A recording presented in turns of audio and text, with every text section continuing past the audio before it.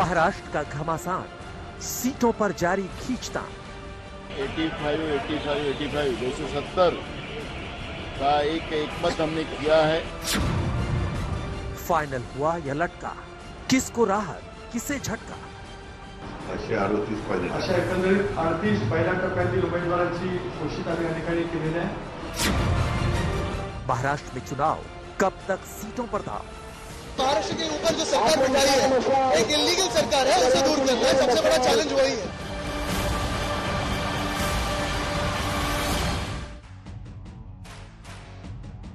नमस्कार, आप देख रहे हैं हल्ला बोल। आपके साथ मैं हूं अंजना ओम कश्यप। महाराष्ट्र में महारण के लिए जो सिर्फ टवल सीटों को लेकर चल रहा है, इन सब पर आज देखेंगे आप हल्ला बोल। लेकिन एक बड़ी खबर इस वक्त आ रही है, वो आपको बता देते हैं। सूत्रों के हवाले से बड़ी खबर यह है कि महायुति में बीजेपी और शिवसेना ने मिलकर अजित गुट को मना लिया है।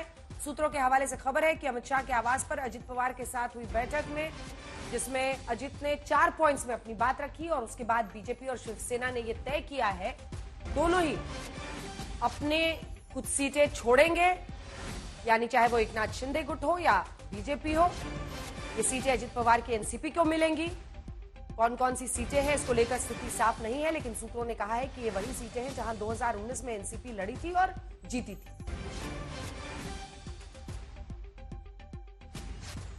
महायुति और अघाड़ी, सीट पर अटकी गाड़ी। हल्ला बोल में आज हम चर्चा करने वाले हैं। महाविकास अघाड़ी ने ऐलान किया है कि तीनों पार्टियां यानी कांग्रेस, शरद गुट और उद्धव गुट 85 सीटों पर चुनाव लड़ेंगी। 33 सीटों का पेच फंसा है। माना जा रहा है 10 वो गठबंधन के साथियों को दे सकते हैं, उसके बाद भी 23 सीटों पर पेच फंसा हुआ है। दूसरी ओर महायुति में अभी आधिकारिक तौर पर यह फैसला नहीं हो पाया कि किस पार्टी के खाते में कितनी सीटें आएंगी। महायुति में सीटों का पेच सुलझाने की कवायद दिल्ली में चल रही है। अमित शाह के घर पर शिंदे, अजित पवार, देवेंद्र फडणवीस मौजूद हैं। बैठक से खबर आ रही है कि नवाब मलिक के नाम पर बीजेपी को आपत्ति है। नवाब को अजित पवार चुनाव लड़वाना चाहते हैं, लेकिन आरोप लगने की वजह से नवाब मलिक को लेकर बीजेपी को उनकी उम्मीदवारी पर आपत्ति है। बीजेपी तैयार नहीं है। उनकी बेटी सना मलिक चुनाव लड़ सकती हैं। बीजेपी ने प्रदीप शर्मा की पत्नी को लेकर भी आपत्ति जताई है। प्रदीप शर्मा एनकाउंटर स्पेशलिस्ट, अगर आप जानते हो, उनकी पत्नी अंधेरी ईस्ट से शिंदे गुट की तरफ से चुनाव लड़ना चाहती थी। इसको लेकर भी बीजेपी की आपत्ति। तो हल्ला बोल में आज हम महाराष्ट्र की सीटों को लेकर तमाम पेच और सवालों पर चर्चा करेंगे। पहले ये रिपोर्ट।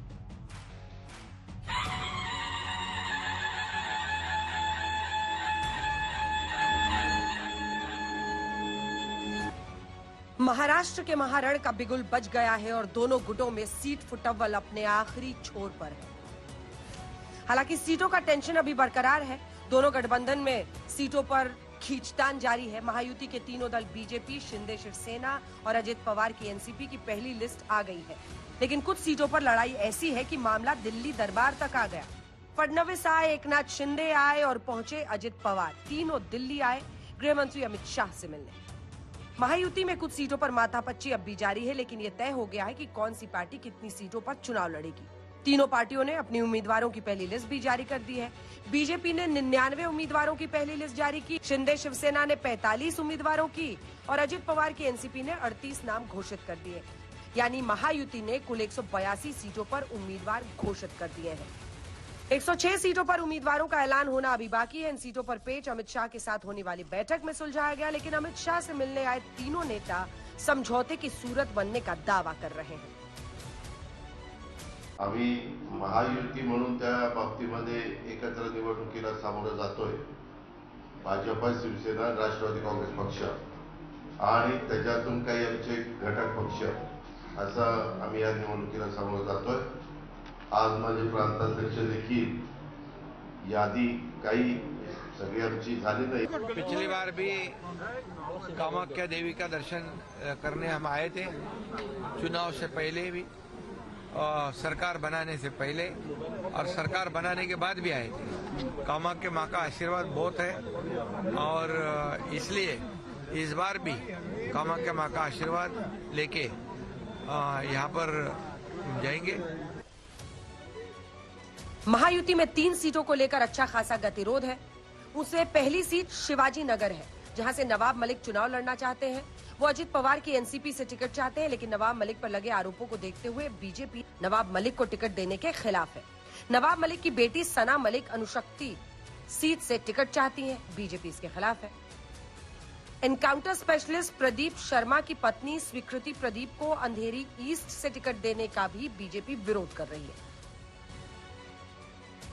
इधर महाविकास अघाड़ी में ऑल इज वेल दिखाने की पूरी कोशिश है, लेकिन सीट बंटवारे का जब अंक गणित सामने आया तो क्लियर हो गया कि अभी 23 सीटों पर सहमति बनी ही नहीं है।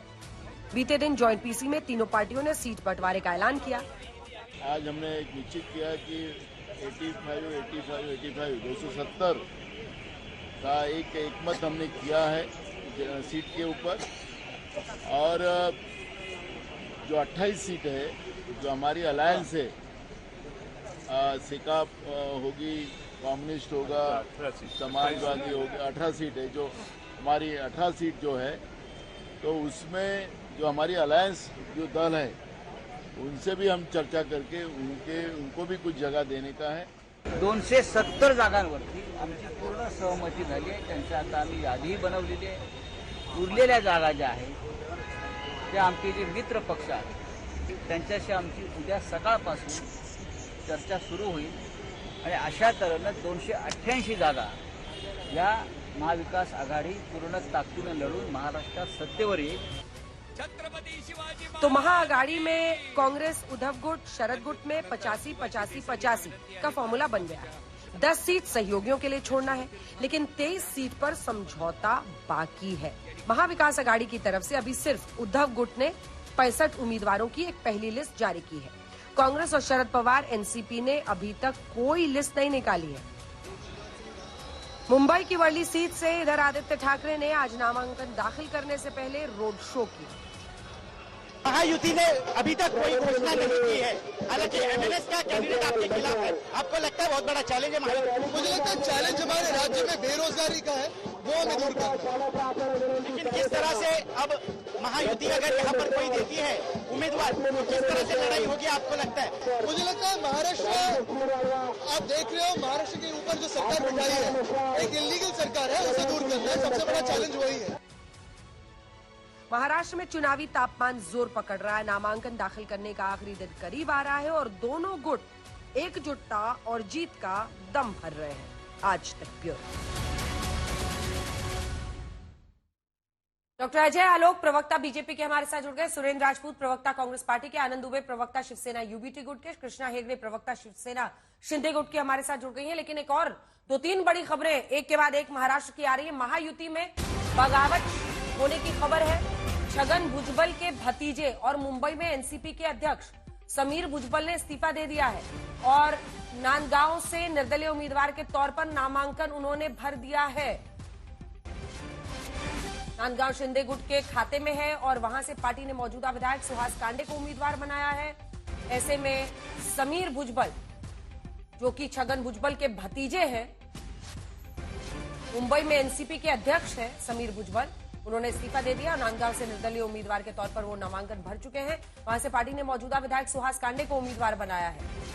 तो ये पहली बगावत महायुति में सीटों की घोषणा के बाद। आपको बता दें एनसीपी ने कुल 38 सीटों की घोषणा अपनी तरफ से कर दी है। जो पहली लिस्ट उन्होंने निकाली है उम्मीदवारों की, उसमें 38 उम्मीदवार घोषित किए हैं। उन्हीं में से एक सीट को लेकर आपने देख ही लिया, छगन भुजबल के भतीजे समीर भुजबल ने इस्तीफा दिया और फौरन निर्दलीय उम्मीदवार अपने आप को उन्होंने नामांकन दाखिल कर दिया है। एक और ब्रेकिंग न्यूज आ रही है सूत्रों के हवाले से। खबर है कि गृह मंत्री अमित शाह से मुलाकात जब हुई एकनाथ शिंदे, अजित पवार और देवेंद्र फडणवीस की, उन्होंने साफ संदेश दिया है। शिंदे और अजित से कहा है कि बागियों को भाव न दे, एक दल का बागी दूसरे दल का उम्मीदवार नहीं हो सकता। अमित शाह ने साफ किया है कि कोई भी दल एक दूसरे के बागियों को टिकट न दे। होता यह है ऐसे वक्त पर कि अगर गठबंधन में एक साथी से टिकट ना मिले तो उस पार्टी को छोड़कर लोग दूसरे को पकड़ लेते हैं कि आप हमें वहां से टिकट दे दो। ऐसे में पार्टी के अंदर लोगों में नाराजगी बढ़ती है और ये सख्त हिदायत दी गई है कि अगर हम तीनों को साथ लड़ना है तो एक दूसरे के बागियों को टिकट देने की जो प्रथा है उसको छोड़ना होगा।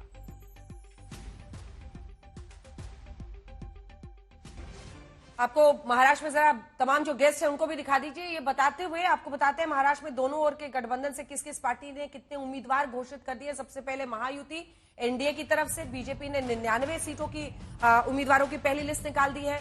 शिवसेना ने 45 की, एनसीपी ने 38 की, यानी कुल 182 नामों का ऐलान इस खेमे में हो चुका है। महाविकास आघाड़ी अभी कांग्रेस और एनसीपी शरद पवार गुट ने एक भी लिस्ट नहीं निकाली है। 65 शिवसेना ने पहली लिस्ट निकाल दी है जो कि उद्धव ठाकरे गुट है। किस गठबंधन में कौन सी पार्टी कितने सीटों पर लड़ रही है ये अगर आप देखिए तो संभावित ही इसे कहा जा सकता है, फाइनल नंबर्स आना है। लेकिन बीजेपी 154 से 156, शिवसेना शिंदे गुट 78 से 80, 52 से 54 पर एनसीपी।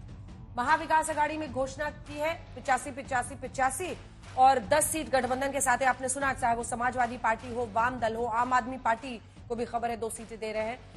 23 सीटों पर सहमति अभी नहीं बनी है।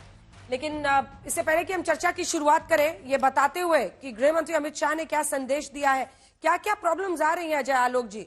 हालांकि महाराष्ट्र की पॉलिटिक्स को अगर हम देखें तो दोनों ही तरफ 3-3 पार्टियों का एक बड़ा गुट दिख रहा है, लेकिन इन गुटों के अंदर भी आपस में खेमेबाजी जो हो रही है वो सबसे बड़ा चैलेंज है। अब ये खबर आ रही है, हम अपने दर्शकों को भी बताएं, आपको भी बता देते हैं, 3 जगहों पर, जैसे कुडाल सीट है अजय आलोक जी, वहां पर नीलेश राणे जो कि नारायण राणे के बेटे, सीट शिवसेना के खाते में, तो नीलेश शिवसेना में शामिल हो सकते हैं। ऐसा ही 2 और जगहों पर है, अर्जुनी मारेगांव सीट जहां पर राजकुमार बडोले बीजेपी के पूर्व मंत्री, सीट एनसीपी के खाते में गई तो एनसीपी में शामिल हो जाएंगे। ये सब जो चल रहा है, और ऐसा ही शायना एनसी को लेकर है जहां पर वर्ली सीट पर, दिखा दीजिए, ये ग्राफिक्स बना हुआ है, 4 नंबर का ग्राफिक्स है, Worli seat Shaina NC seat Shiv Sena के खाते में, तो शायना बीजेपी छोड़कर शिवसेना में चली जाएं और वहां से लड़ सकती हैं। ये सब क्यों करना पड़ रहा है? बागियों ने बहुत परेशान किया हुआ है क्या चुनावों में, जिनको टिकट नहीं देते? नहीं, बागियों की बात नहीं है। बागियों के बारे में तो अभी आपने अमित भाई का बिल्कुल स्टेटमेंट चलाया कि उनके इंस्ट्रक्शन है कि भाई बागी जो हो जाएं और दल छोड़ के दूसरे दल में जाएं, उनको बिल्कुल अकोमोडेट नहीं करना है। तो मामला बहुत साफ है। जहां तक कैंडिडेट स्वैपिंग की बात है, ये तो कोई नई बात नहीं है गठबंधन में अंजना जी, चाहे वो उत्तर प्रदेश में हो, चाहे बिहार में हो, चाहे कहीं भी हो। कैंडिडेट स्वैपिंग तो हर जगह होता है कि हमारे कैंडिडेट हैं लेकिन हमारे सिंबल पे लड़ लेगा। तो वो सब एडजस्टमेंट कैसे होता है वो तो खैर महाराष्ट्र का नेतृत्व तो देखेगा कि क्या करना है नहीं करना है। देखिए, दोनों गठबंधन में एक बेसिक अंतर समझिए। हमारा गठबंधन जो है वो बिल्कुल अहंकार रहित गठबंधन है, जिसमें कोई अहंकार नहीं है। ना आज तक आपने इस गठबंधन ने पिछले 1.5 महीने से सीट शेयरिंग पे कोई विवाद सुना, ना आपने इस पे विवाद सुना कि मुख्यमंत्री का चेहरा कौन होगा, जबकि भारतीय जनता पार्टी सबसे बड़ी दल है ऑलरेडी, और ना किसी अन्य तरह का विवाद। अभी आप जो समीर भुजबल के बारे में बता रही थी, मैं एक जानकारी और थोड़ा बढ़ा के आपको देता हूं कि समीर भुजबल ऑलरेडी शरद पवार वाली एनसीपी के पास अप्रोच कर चुके हैं। हो सकता है निर्दलीय की जगह उनसे लड़ लें। तो ये सब चलेगा। अभी चुनाव में ये फफूंदियां उठती हैं, जाती हैं, आती हैं, लेकिन महायुति कम से कम हर जगह पर एक प्रॉपर एकता का स्वरूप बांधे हुए चुनाव में एकजुट होकर उतरते हुए अपनी सरकार के काम की बदौलत, 2 साल के काम की बदौलत जा रही है। एक डबल इंजन की सरकार की बदौलत जा रही है। उसी तरह आपकी महाअकाड़ी जो है, जिसमें न चक्का है न चक्के पे गाड़ी है, बस आगाड़ी और पिछाड़ी है, वो उस ढंग से चुनाव में जा रहे हैं जहां पे मुख्यमंत्री बनने के लिए मारपीट, सीटों के लिए मारपीट। अब आप ये सोच लीजिए कि 85 255 होते हैं, 33 सीट का कोई पता नहीं है कहां कौन लड़ेगा। वो बोल दिया कि समाजवादी पार्टी को देंगे, कम्युनिस्टों को भी देंगे। अरे अपने तो बांट नहीं पा रहे हो, दूसरे को क्या दोगे? अखिलेश यादव ने उधर ठेंगा दिखाया, 9 की 9 बता के कांग्रेस का रहा सा अस्तित्व भी साफ कर दिया, और कांग्रेस बहुत आराम से उसको एक्सेप्ट कर रही है। तो बढ़िया है। नरसिम्हा राव के समय भी आपको याद होगा 1996 में कांग्रेस बसपा का गठबंधन हुआ था और कांग्रेस मात्र 10% सीटों पर लड़ी थी, और कांग्रेस का अस्तित्व उत्तर प्रदेश में उसी दिन से खत्म होने लगा था। सुरेंद्र भाई जानते होंगे। और आज रहा साहब बचा खुसा कसर बीज स्वाहा, जो अग्नि में अंतिम हवन देते हैं, स्वाहा कर दिया स्वाहा। आपका जब वजूद ही नहीं रहेगा तो आपके कार्यकर्ता क्या चीज के पीछे आपके आएंगे? आप जब लड़ ही नहीं पाएंगे तो आपका कार्यकर्ता उत्साहित क्या चीज से होगा? आज महायुति का कार्यकर्ता महाराष्ट्र हो में हर जगह पर, हर सीट पर पूरी ताकत से तीनों पार्टी, तीनों गठबंधन के दल लड़ेंगे, और वहां पे सामने डिवाइडेड हाउस है। मैं उस डिवाइडेड हाउस पे कमेंट नहीं कर रहा हूं, क्योंकि चुनाव में हम सिर्फ अपनी लाइन लंबी करने में यकीन रखते हैं, दूसरे की लाइन तो छोटी अपने आप होनी है।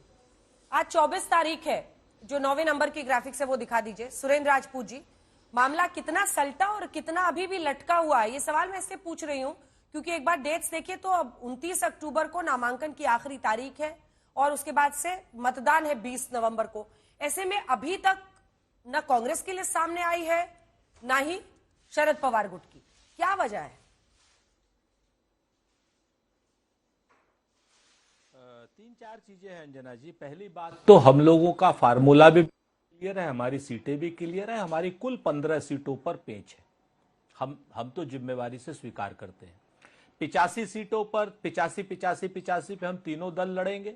18 सीटें हमने अपने सहयोगियों के लिए छोड़ी, जिसमें शेतकारी कामगार संगठन है, समाजवादी पार्टी है, सीपीआई है, सीपीएम है या अन्य और भी हमारे साथी हैं। 18 सीटें हमने उन पर छोड़ी हैं।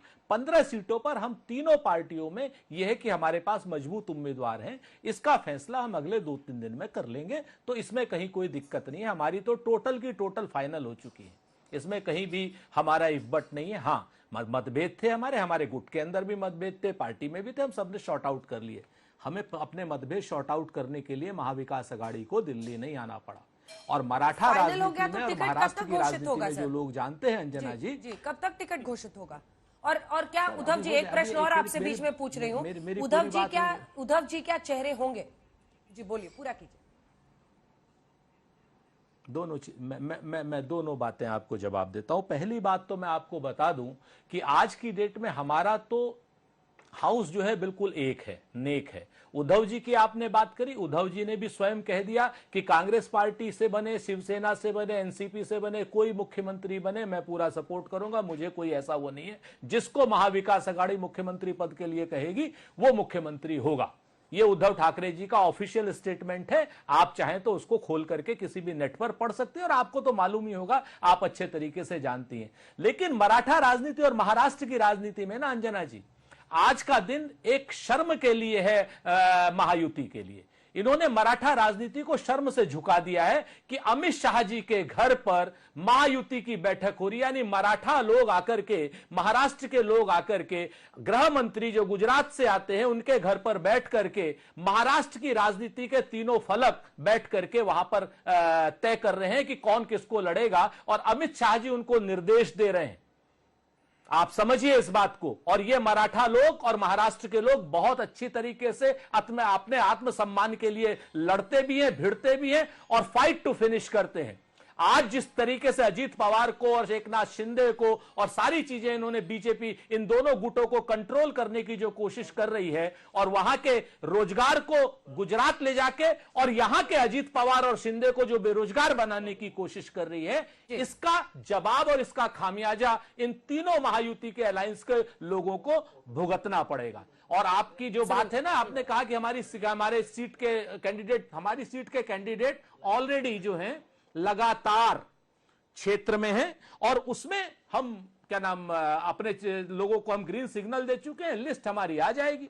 वो कहते हैं ना कि कुछ लोग थे जो वक्त के सांचे में ढल गए, या अजीत शाह टाइप, अमित शाह जी और अजीत पवार टाइप के लोग हैं कि कुछ लोग थे जो वक्त के सांचे में ढल गए और कुछ लोग थे जो वक्त के सांचे बदल गए। महाराष्ट्र अनैतिक सरकार से छुटकारा पाने जा रहा है और अजय आलोक जी जितनी बातें कर रहे थे उन सारी बातों का जवाब तो अमित शाह के यहां मीटिंग में दे दिया। महाराष्ट्र की बेइज्जती अब और नहीं चलेगी। ठीक है, लेकिन आप महाराष्ट्र की बेइज्जती का एंगल इसको देना चाह रहे हैं, लेकिन फिर इस नियम से तो 10 जनपद पर देश के किसी राज्य के नेता की बैठक नहीं होनी चाहिए। मतलब ये कौन सा तुक हुआ कि अगर जो पार्टी लीडरशिप है उसके साथ चर्चा हो रही है, मैं बताता हूं, तो ये गुजरात और महाराष्ट्र, ये सुरेंद्र जी कैसे बात हो गई? आप यूपी में हैं, महाराष्ट्र की बात करने के लिए आए हुए हैं। मैं बताता हूं, वो भी जवाब देता हूं। यहां पर कांग्रेस पार्टी के जो कैंडिडेट्स हैं, कांग्रेस की जो प्रदेश अध्यक्ष हैं, वो 10 जनपद आएंगे, हमारे एआईसीसी में आएंगे, सब जगह आएंगे। लेकिन महाविकास आघाड़ी जो 3 दलों का गठबंधन है, जिसमें दिल्ली से सिर्फ और सिर्फ कांग्रेस पार्टी है और 2 पार्टियां हमारी शिवसेना और एनसीपी महाराष्ट्र की पार्टी, हमारा वहां पर गठबंधन हो रहा है। हमारा दिल्ली में ये तीनों पार्टियां नहीं आती हैं कांग्रेस के दरवाजे पर एक साथ। ऐसे व्यक्तिगत मिलेंगे अपनी जगह, लेकिन सीट शेयरिंग के लिए नहीं आते हैं। लेकिन महायुति में क्या हो रहा है कि धमका करके बुलाया जा रहा है, एकनाथ शिंदे को धमका करके बुलाया जा रहा है, अजीत पवार को, और धमका करके ये कहा जा रहा है आपको कि आपको इंस्ट्रक्शन है। भारतीय जनता पार्टी, अमित शाह यानी गुजरात वाले लोग महाराष्ट्र के लोगों को धमका के कंट्रोल कर रहे हैं। ये कंट्रोलिंग नहीं चलेगी। अजय आलोक, अच्छा, जब राष्ट्रीय पार्टी, देश की सबसे पुरानी राष्ट्रीय पार्टी, सामंजस्य को कंट्रोल समझने लगे और बात करने लगे क्षेत्रवाद की तरफ खुली खुली कि महाराष्ट्र को गुजरात कंट्रोल कर रहा है, तो उत्तर प्रदेश को कौन कंट्रोल कर रहा है? समाजवादी पार्टी, क्षेत्रीय पार्टी, राष्ट्रीय पार्टी को कंट्रोल कर रही है। सुरेंद्र भाई में क्या दिक्कत है कि सुरेंद्र भाई, देखिए, चालाकी बहुत अच्छी चीज है। चालाकी से थोड़ी सा आगे बढ़ते हैं तो कुटिलपन आता है, वहां तक ठीक है, उसके आगे आप नहीं बढ़ पाते हैं। उसके आगे बढ़ गई समाजवादी पार्टी, बेहयाई पे उतर गई, 9 के 9 सीट ले ली और आपको चुपचाप से सरेंडर होना पड़ा। इसको कहते हैं कंट्रोल करना, इसको कहते हैं कंट्रोल करना। कि आपको अपने राष्ट्रीय पार्टी होने का भी गुमान नहीं रहा, अपने वर्कर्स का गुमान नहीं रहा। महाराष्ट्र में आज आप कहते हैं कि कोई 10 जनपद नहीं आता है, वो इतने सारे गुलदस्ते फुलदस्ते लेके, कभी उद्धव ठाकरे, कभी छोटे ठाकरे, कभी शरद पवार, अक्सर टीवी में दिखता रहता था भाई। सीट शेयरिंग की पहली चर्चा उन्हीं के साथ शुरू हुई थी। कहां चक्कर में है आप? अब उसके बाद आइए आप दूसरी बात सुरेंद्र भाई, सामंजस्य को समझिए। सामंजस्य आप में नहीं है, आप मानिएगा। चुनाव के बाद जैसे आप हरियाणा में बोल रहे थे कि कहीं ना कहीं सामंजस्य की कमी पड़ी थी, हम फिर से चिंतन करेंगे।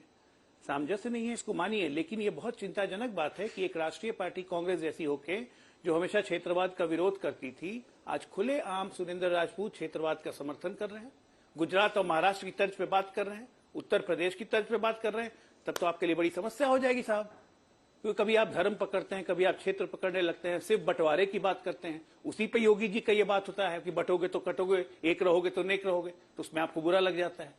मानिए ना इस बात को। मानने में क्या है, जो अपनी गलती मान लेगा वही तो सुधार कर सकता है। जब गलती मानेंगे नहीं तो सुधार की उम्मीद कहां से होगी? सुरेंद्र जी जवाब देना चाह रहे हैं। सुरेंद्र जी, वो आपको यूपी याद दिला दे रहे हैं, जहां खत्म, खटाखट खत्म। यूपी याद दिला रहे हैं जहां पर आपने समर्पण कर दिया, सरेंडर कर दिया समाजवादी पार्टी के सामने 9 सीटों पर।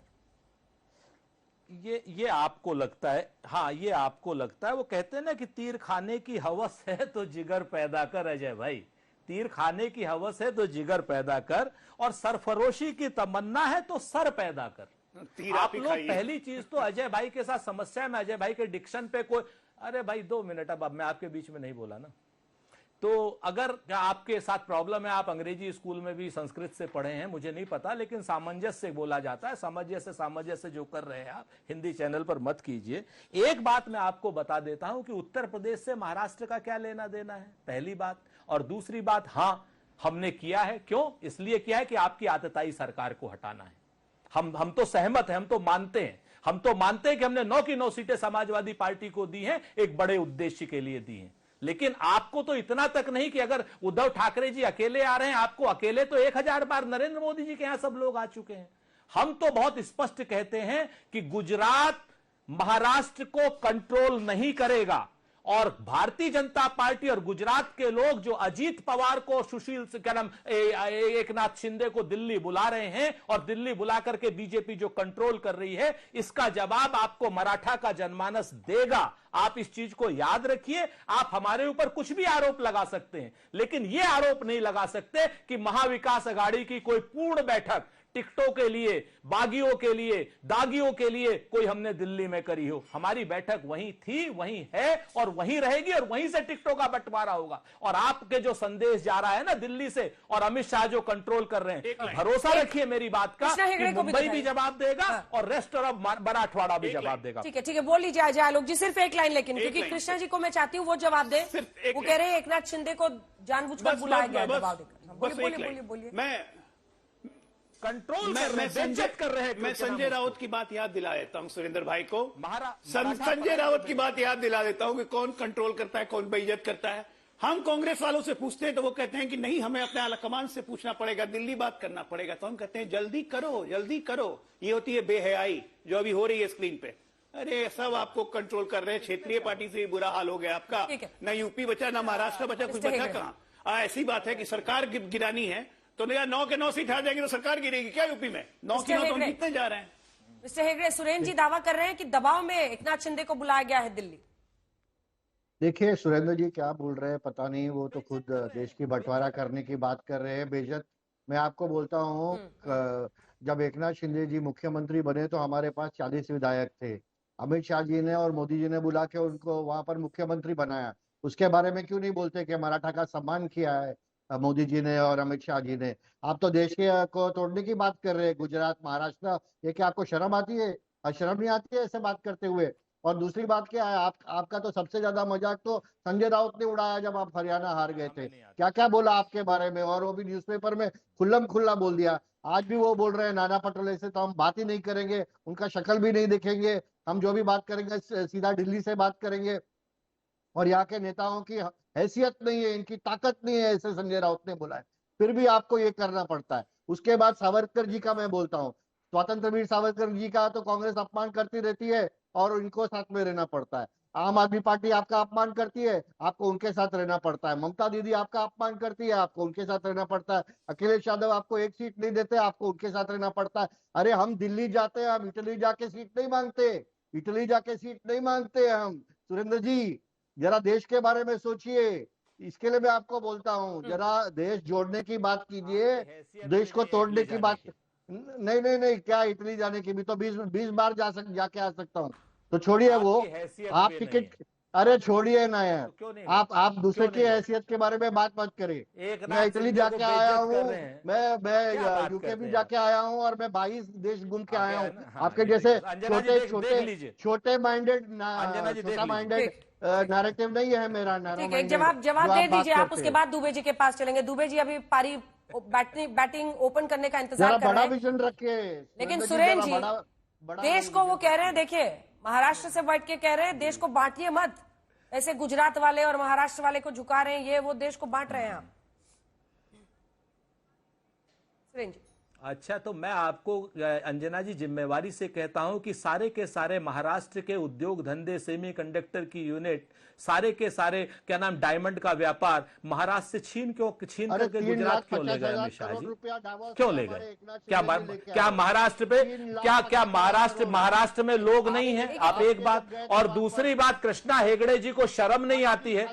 महाराष्ट्र की जो बात हम कर रहे हैं, कृष्णा हेगड़े जी को शर्म नहीं आ रही है? चलिए कम से कम आप दुबे जी को स्क्रीन पर तो दिखा रहे हैं। और कृष्णा हेगड़े जी को जी आप बल्ला पकड़ के रखिएगा, तुरंत आ रही है। कृष्णा हेगड़े जी को शर्म नहीं आ रही है कि कृष्णा हेगड़े जी को शर्म नहीं आ रही कि उनके क्षेत्र, उनके नेता को, मुख्यमंत्री को, पदेन मुख्यमंत्री को आज जो है क्या नाम एक गृह मंत्री जी जो है दिल्ली बुला करके डांट रहे हैं, कहते कि किसी बागी को लेना मत, वो यहाँ बुला के डांट रहे हैं कि आपस का लफड़ा मत करना। और आप सारी महायुति नेता है, हमारे बड़े नेता है, महायुति के बड़े नेता है। सुरेन जी लगता है वहां बैठे हुए थे, उन्होंने सुन लिया कि डांट लगी है। हाँ हेगड़े जी छोटा सा जवाब। पूरी डांट लगी है अंजना जी, आपको भी पता है, आप बोल नहीं रही हो। हम तो खबर बता रहे हैं जैसे बताई गई है। सभी को कहा गया कि एक दूसरे के बागियों को टिकट ना दिया जाए, बाकी की कहानी तो आप चुप बैठे होंगे वहां। हेगड़े जी छोटा सा एकदम प्लीज। दुबे जी को बैठक खत्म हो गई है, गृहमंत्री अमित शाह के घर पर महायुति की बैठक खत्म हो गई। करीब 3 घंटे तक माथापच्ची चली है। बाकी की सीटों को लेकर, बागियों के मुद्दे को लेकर हर चीज पर चर्चा हुई है। और इसमें जो गृह मंत्री की तरफ से कहा गया है उसमें 3 बड़ी बातें हैं। सबसे पहली बात तो यही है कि आपको ये तय करना होगा कि हम एक दूसरे के बागियों को टिकट ना दें। ये उन्होंने हर पार्टी के लिए कहा है। अजित पवार और एकनाथ शिंदे को ये जिम्मेदारी दी है कि वो पूरे इलेक्शन पर नजर रखें, बागियों को खड़ा ना करें, और तीनों पार्टी एक साथ चुनाव लड़े, मिलकर लड़ेंगे तो जीतेंगे, ये उनका संदेश है। हेगड़े जी सिर्फ 2 लाइन में जवाब देना होगा क्योंकि मुझे जाना ही जाना है दुबे जी के पास। देखिए ये बहुत अच्छी बात है, अमित शाह जी हमारे महायुति के एकदम बड़े नेता है, 2 नंबर के नेता है, और अगर उन्होंने सलाह दिया है तो हम बिल्कुल लेंगे। और दूसरी बात यह है कि हम ये इलेक्शन जीतने वाले हैं। हमने 24/7 लोगों के लिए काम किया, इनके जैसे नहीं उद्योगपति के घरों के नीचे बॉम्ब रखा, 100 करोड़ रुपए का वसूली लेडीज बार से किया, साधुओं की हत्या पालघर में की, और सभी जो इंफ्रास्ट्रक्चर काम है सभी कॉन्ट्रैक्टर से इन्होंने वसूली की। इनका नाम था महावसूली आघाड़ी। और हमारे लोग जानते हैं कि हमारा मुख्यमंत्री और हमारे उप मुख्यमंत्री 24/7 काम करते, और इनका फेसबुक का लाइव का सरकार था, फेसबुक लाइव सरकार। ठीक है दुबे जी मोर्चा संभालिए। बहुत सारे आरोप लग रहे हैं, जब मुख्यमंत्री थे उद्धव ठाकरे उस वक्त पर भी वो कंपेयर करने की बात कर रहे हैं। और यहां भी तो मामला अभी फंसा हुआ है सर। बोला गया कि 270 सीटों पर समझौता हो गया, लेकिन 85 और 10 जोड़ने के बाद भी 23 सीट बचता है। अंजना जी नमस्ते। देखिए, हम तो वो योद्धा हैं जिसका षड्यंत्र करके अस्त्र शस्त्र सब चुरा लिया गया है, फिर भी हम युद्ध के मैदान में डटे हुए हैं ना, क्योंकि हम तो एक ही लाइन जानते हैं कि युद्ध नहीं जिनके जीवन में वो तो बड़े अभागे होंगे, या तो प्रण को तोड़ा होगा या तो रण से भागे होंगे। तो हम तो डटे हुए हैं। हाँ ठीक है, समय लग रहा है, कुछ सीटों पर अभी समझौता नहीं बना है, लेकिन आप ही सोचिए ना कि जिस वृक्ष में फल लगे होते हैं वहीं तो भीड़ मचेगी। जो पेड़ फलदायक है वहीं तो 4 किसान, 4 नौजवान और 4 रहीवासी। शरद पवार गुट ने जारी की है पहली लिस्ट। देखिए, बड़ी खबर इस वक्त की आपको बता दें, 14 सीटों पर उम्मीदवारों के नाम का ऐलान आ गया है। हम लोगों ने शो की शुरुआत में ही बताया था कि अभी तक सिर्फ उद्धव ठाकरे गुट से ही पहली लिस्ट निकली थी, और पहली लिस्ट में शिवसेना ने 65 उम्मीदवारों के नाम घोषित किए थे। लेकिन अब एनसीपी शरद पवार गुट ने भी अपनी पहली लिस्ट जारी कर दी है। इस्लामपुर से लड़ेंगे जयंत पाटिल। 14 सीटों पर उम्मीदवारों के नाम का ऐलान हो गया है। प्रदेश अध्यक्ष हैं जयंत पाटिल, वो इस्लामपुर की सीट से लड़ेंगे।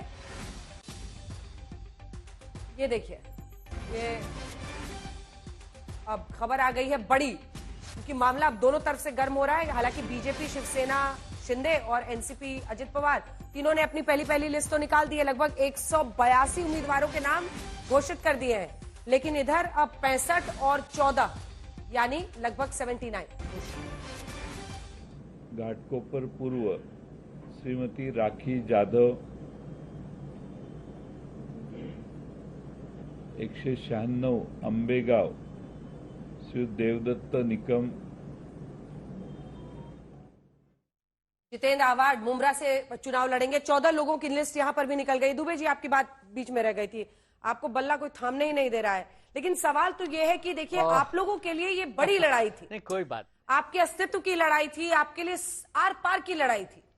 आपको बाजी नहीं मारनी चाहिए थी। आप मतलब उधर 182 लोग उम्मीदवार घोषित कर दिए गए हैं, अभी आप लोग 65 प्लस 14 पर पहुंचे हैं। दुबे जी, ये बड़ी लड़ाई अंजना जी थी नहीं, ये है, ये बड़ी लड़ाई है। और हमारी एक रणनीति का हिस्सा है। हमने कल 65 लोगों को उम्मीदवारी दी, आज भी कुछ लोगों को दी है। कांग्रेस की लिस्ट रेडी हो रही है, किसी भी समय चंद घंटों में कांग्रेस की लिस्ट आ जाएगी। एनसीपी की शुरुआत हो गई है। हमारी 288 जो योद्धा आएंगे ना मैदान में, रणभूमि में, उनके सामने ये जो विपक्ष में लोग बैठे हैं, महायुति अपने आप को कहते हैं, ये 10 मिनट भी टिकेंगे नहीं। इनकी बहुत सारे लोगों की करारी हार होगी, क्योंकि ये जो 2024 का महाराष्ट्र का चुनाव है ना, ये अस्मिता वर्सेस गद्दारी का चुनाव है।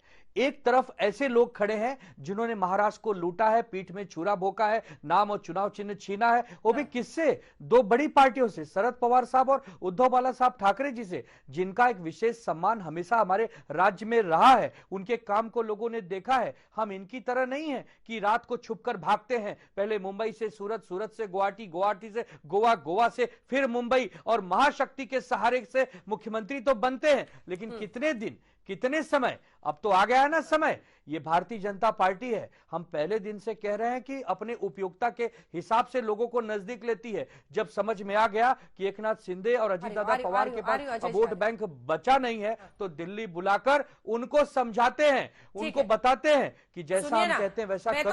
मैं तो कह रही हूँ, देखिए, हमने शुरुआत ही इसीलिए, दुबे जी, आनंद जी, हमने इसीलिए शुरुआत महायुति में जहां जहां मामला अटका हुआ था वो तमाम सीटें दिखाते हुए शुरुआत की थी। लेकिन आप भी तो बताइए, कांग्रेस के दावे वाली 3 सीट पर शिवसेना यूबीटी के प्रत्याशी आपने घोषित कर दिए हैं। रामटेक, बांद्रा ईस्ट, नासिक पश्चिम। क्या मैं सही नहीं हूं? एनसीपी शरद के दावे वाली 3 सीट पर शिवसेना यूबीटी प्रत्याशी हैं। वो सीटें हैं परभणी, परांडा और गेवराई। हमारे रिपोर्टर ने लिखवाई है। शेतकारी कामगार पक्ष के दावे वाली 1 सीट पर आपने उम्मीदवार घोषित कर दिया, वो सीट है सांगोला। क्या मैं सही नहीं हूं? जी बोलिए, बोलिए। देखिए, आप बिल्कुल सही हैं। जब हम एक मित्र बनकर लड़ते हैं, एक परिवार में लड़ते हैं, तो बहुत कुछ सहना पड़ता है, बहुत सारी बातों को मन महसूस कर रहना पड़ता है।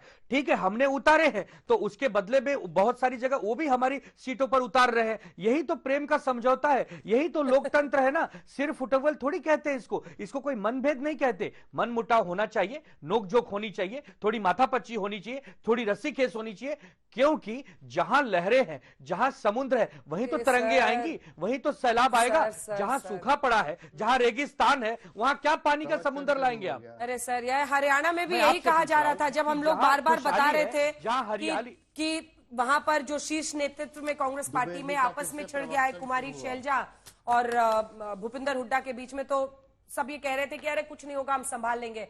लेकिन आपसी मतभेद कई बार परेशान कर देते हैं, और ये परेशानी अजय आलोक जी आपकी पार्टी में भी है, तो वो सीटें भी दिखा देते हैं। ठाणे की सीट जल्दी से दिखाइए एक बार, जल्दी से। ठाणे की जो सीटें हैं, ये 3 नंबर का ग्राफिक्स है। ठाणे में शिवसेना वर्सेस बी, शिवसेना को इन सीटों पर आपत्ति है, जिसमें कल्याण ईस्ट बीजेपी की उम्मीदवार सुलभा गायकवाड़। आपने कल्याण ठाणे, वो इलाका जहां पर एकनाथ शिंदे का पूरा इलाका है, ये उनके बेटे भी श्रीकांत शिंदे कल्याण से ही सांसद हैं। ठाणे की सीट संजय केलकर को बीजेपी ने उम्मीदवार बनाया। एरोली की सीट गणेश नायक बीजेपी के उम्मीदवार। मुरबाड किशन कथोरे को बनाया बीजेपी के उम्मीदवार। इन सीटों पर उनको आपत्ति है, इस पर आपका क्या जवाब है अजय आलोक? अरे देखिए, सब आपत्ति सहमति में हमारे यहाँ बदल चुकी है। ये सब पुरानी न्यूज हो गई, आप जो बता रही हैं, ये सब परसों कल की न्यूज थी। आज सब सहमति हो चुकी है। मैं बस 2 बात कहना चाहता हूँ। पहले तो धन्यवाद दुबे जी को, महाशक्ति बीजेपी को महाशक्ति मान रहे हैं, खुद ही अभी उन्होंने बोला कि महाशक्ति से मिल गई। और दूसरी बात, दुबे जी को एक नेक सलाह दोस्त की तरह, कि वक्त से पहले ज्यादा नहीं बोलना चाहिए और समय से पहले फल को पेड़ से तोड़ना नहीं चाहिए, दोनों व्यर्थ हो जाते हैं। ठीक है ना, तो थोड़ा सोच समझ के बोलिए क्या क्या बोल रहे हैं। हमारे सुरेंद्र भाई तो खैर क्या कहने हैं इनके। वो एक कहावत है ना, सुरेंद्र भाई वो शेरो शायरी करते हैं, मैं भी थोड़ा कर देता हूं। खुद घुटनों के सहारे घिसट रहे हैं ये कुफ्र, खुद घुटनों के सहारे घिसट रहे ये कुफ्र, जब जमीन पे लेट जाते हैं तो मुझसे कहते हैं मेरी हैसियत क्या है। अरे हर जगह सरेंडर करके आप बैठे हुए हैं। यूपी में आपको औकात दिखा दी खड़े खड़े, आपको समर्थन का घोषणा करना पड़ रहा है। महाराष्ट्र में आपको सीट नहीं मिल रही है और आप कह रहे हैं कि हमारी हैसियत कहां है, हमारी हैसियत कहां है। मतलब अपना आकलन किए बिना हमारी हैसियत पे आ गए। हम डरा रहे हैं, हम धमका रहे हैं, हम सबको बुला भी ले रहे हैं, फिर साथ में कह रहे हैं हमारी हैसियत क्या है। दोनों बातें नहीं हो सकती है ना, या तो हम डरा ही धमका लें, और डरा धमका तो वही सकता है जिसकी हैसियत होती है। हमारी कोई हैसियत नहीं है। अपने बातों को कॉन्ट्राडिक्ट करने का साफ मतलब है आप लोग बौखला गए हैं। बिल्कुल सुरेंद्र जी, छोटा सा जवाब। देखिए, सबसे बड़ी बात है बौखला कौन रहा है कौन नहीं रहा। मैं फिर से एक ही बात कहता हूं अंजना जी, कि फिजूल की बातों से कोई फायदा नहीं। उत्तर प्रदेश में हमने जवाब दे दिया है आपको कि हाँ, आपको हराने के लिए हमने ये समझौता किया है।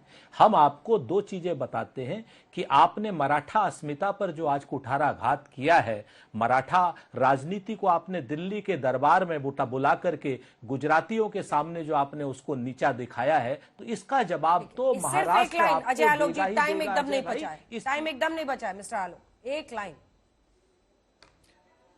अगर मराठा सम्मान की इतनी चिंता है तो भी बोलिए कि राहुल गांधी ने जो वीर सावरकर पे अपमानजनक बात बोले थे उसकी आप माफी मांगते हैं। अगर मराठा सम्मान की आपको इतनी चिंता है सुरेंद्र भाई, तो बोलिए, हिम्मत है तो। वीर सावरकर जिंदाबाद, राहुल गांधी ने जो कहा गलत कहा, हाथ जोड़ के कांग्रेस पार्टी माफी मांगती है। राजपूत, कसम मराठा सम्मान की आपको नहीं बोले तो भी डिबेट खत्म। बड़ा अरे भाई, आज की डेट में थोड़ा सा धैर्य रखिए। अमित शाह जी जो वर्तमान में मराठाओं की बेइज्जती कर रहे हैं, वक्त इतनी की इजाजत देता है। आप सभी का बहुत धन्यवाद। लेकिन महाराष्ट्र की ये लड़ाई बहुत दिलचस्प होने वाली रहेगी, हमारी नजर देखते रहिए।